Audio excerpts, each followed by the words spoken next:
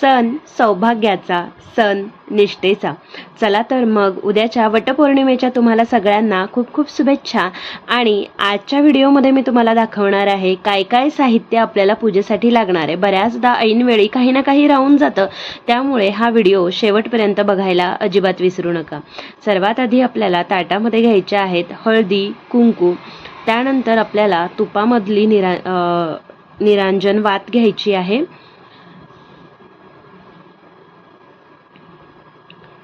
पूजेसाठी लागणाऱ्या अक्षता या ठिकाणी आपण घेणार आहोत।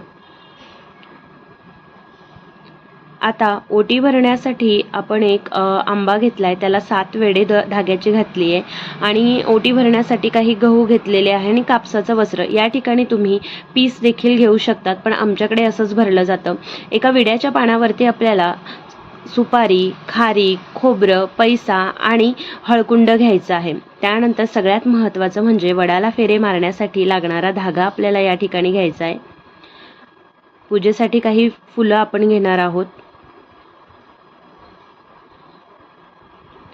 नैवेद्यासाठी या ठिकाणी आपण खडीसाखर घेतली आहे। तुम्ही गुळ खोबऱ्याचा देखील नैवेद्य दाखवू शकता किंवा एखादा गोडाचा देखील नैवेद्य दाखवू शकता। त्यानंतर या ठिकाणी मी घेतलंय पंचामृत। आपण तिथे गणपती बाप्पाची आरती करणार आहोत, तर त्या ठिकाणी आपल्याला कापूर घ्यायचा आहे।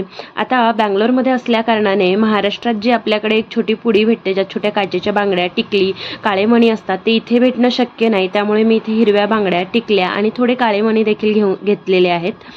तर त्यानंतर 2 अगरबत्ती आपल्याला घ्यायची आहेत। आरती करण्यासाठी आपल्याला घंटी लागणार आहे, त्यामुळे या ठिकाणी मी घंटी देखील घेतलेली आहे। एक तांब्याचा कलश पाण्याने आपल्याला भरून घेऊन जायचा आहे। तर वडाला फेरी मारतो त्यावेळेस आपल्याला हे पाणी लागतं। आणि दुसरं म्हणजे काडीची पेटी न विसरता घेऊन जा, कारण गडबडीमध्ये तिथे नसली की मग वात लावायला, धूप लावायला थोडासा गोंधळ होतो। आणि 5 आंबे तुम्ही महिलांची ओटी भरण्यासाठी नक्की घेऊन जा। तर हे फक्त मी वडाला काय काय साहित्य लागतं ते सांगितलेलं आहे। कसा वाटला आजचा व्हिडिओ मला नक्की कळवा। धन्यवाद।